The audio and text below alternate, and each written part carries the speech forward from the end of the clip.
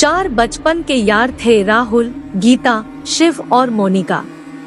उनके छोटे से कस्बे में हर शाम उनकी हंसी गूंजती, हर साहसिक खेल में उनकी टोली सबसे आगे नजर आती।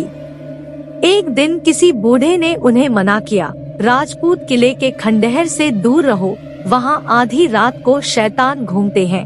लड़कों में जिज्ञासा जाग गई। उनकी दोस्ती की परीक्षा का मौका था।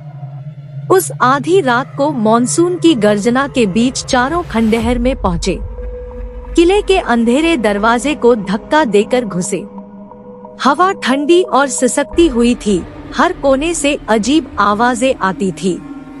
मोनिका डरने लगी, लेकिन शिव उसे हौसला देता रहा। वे धीरे धीरे गुफा जैसे एक बड़े हॉल में पहुँचे। हवा में मोमबत्तियों की गंध थी और सामने दीवा जल रही थी। एक पुरानी मेज पर एक किताब खुली थी। उसकी पन्नों पर खून के छींटे थे। गीता ने किताब उठाई। उसमें अजीब भाषा में लिखा था। राहुल ने अक्षरों को जोड़कर पढ़ा। खूबसूरत रानी का खून बहाया गया, उसके आंसू किले की दीवारों में समाये हैं। आधी रात को वो लौटती है बदला लेने। अचानक दीवा बुझ गई। हॉल में सन्नाटा छा गया। चारों एक दूसरे का हाथ थामकर खड़े थे। उनकी हर सांस डर से फटी लग रही थी। अंधेरे के उस घने जाल में से कराती आवाज आई। एक हवा चलकर गुजरी, जैसे किसी अदृश्य हस्त ने उनका स्पर्श किया हो। अचानक दीवारों पर खून के धब्बे चमकने लगे और एक भयानक आकृति सामने आई। लंबे सफेद बाल, खून से लथपथ पोशाक, आंखों में जलता बदला का लाव। रानी का भूत। चारों चीखते हुए पीछे हटे, लेकिन खंडहर का एक रास्ता अचानक बंद हो गया था।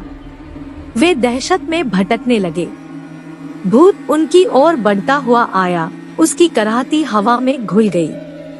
शिव ने दीवार से एक पत्थर उठाया और भूत पर फेंक दिया। आकृति चीखकर पीछे हटी। राहुल को समझ आ गई, उन्हें पत्थर फेंकने थे। वे इधर-उधर बिखरे पत्थरों को इकट्ठा करने लगे। हर बार पत्थर लगने पर भूत पीछे हटता, लेकिन उसकी क्रूरता कम नहीं होती थी। मोनिका घुटनों पर बैठकर रो पड़ी। गीता ने उसे हिलाया। मोनिका, उठो, हम डरेंगे तो वो हमें खत्म कर देगा। मोनिका झटके से खड़ी हुई। उसकी आंखों में हौसला लौट आया था। उन्होंने मिलकर भूत को पत्थरों से घेर लिया। हर पत्थर के साथ भूत की आवाज कमजोर होती गई।